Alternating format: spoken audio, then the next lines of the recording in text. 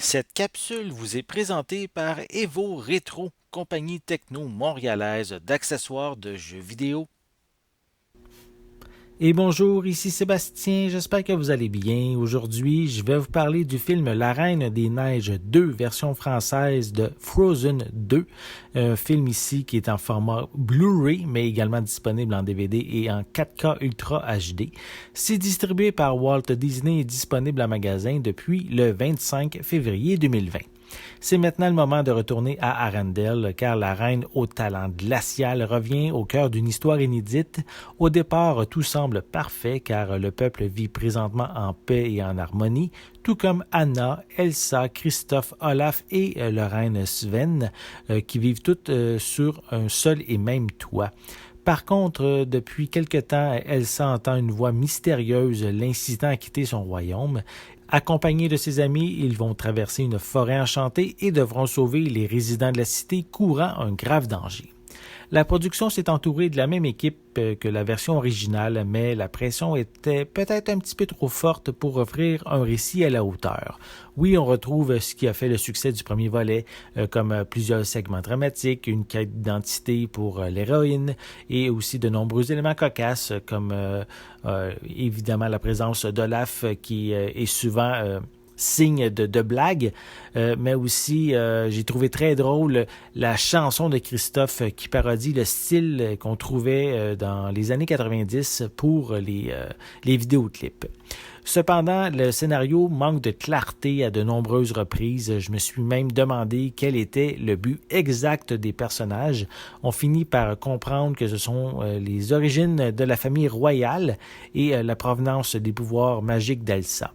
J'ai trouvé que l'histoire met trop l'accent sur les deux sœurs et on délaisse trop le développement des personnages secondaires, surtout les nouveaux comme les habitants de la forêt et les anciens gardes du roi.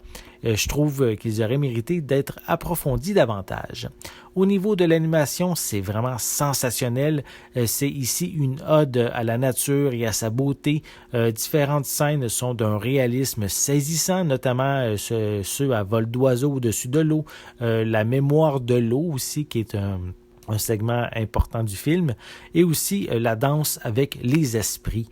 Les détails aussi, la fluidité de l'animation sont vraiment au-dessus de l'opus précédent. Musicalement, on dénombre plusieurs chansons, principalement durant la première moitié. La trame sonore est plus douce, qui n'est pas aussi marquante non plus si on la compare au premier volet. Surtout si on la compare aussi à la chanson Let It Go. Ici, on n'a pas de pièces musicales aussi marquantes. À propos du transfert en haute définition, il est vraiment exceptionnel.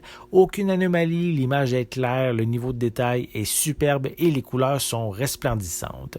Pour les pistes sonores, elles sont disponibles en anglais DTS HD 7.1, anglais DVS stéréo, français et espagnol 5.1 et on retrouve des sous-titres dans les mêmes langues. Pour les suppléments, on a un mode Sing Along qui est accessible pendant tout le film. On a des segments rigolos qui proviennent des sessions d'enregistrement vocal. On a des faits amusants concernant le film. On a des featurettes à propos des esprits du film, de la composition de la trame musicale et aussi sur les tests sur la conception d'un personnage invisible. On a ensuite la chanson Into the Unknown qui fait une transition dans 29 langues les unes après les autres. On a les vidéoclips Into the Unknown et Lost in the Woods. On a une option pour sélectionner les chansons du film. On a également les chansons supprimées Home et I Wanna Get This Right. Et on a également plusieurs scènes supprimées. On complète également avec une copie DVD et une copie digitale. La Reine des Neiges 2 est une coche en dessous de l'original. Le film développe principalement les personnages principaux et son univers, plus que l'histoire en tant que telle. Certaines interrogations trouvent finalement une réponse, tandis que d'autres nous laissent perplexes et nous trottent dans la tête après la fin du long métrage. Seront-elles résolues lors d'un éventuel troisième chapitre? Je crois qu'avec le succès que le film a eu au cinéma, c'est vraiment une certitude, un troisième volet va sûrement voir le jour. C'était Sébastien, merci et bon visionnement. Merci de supporter Ciné Techno via la plateforme Patreon.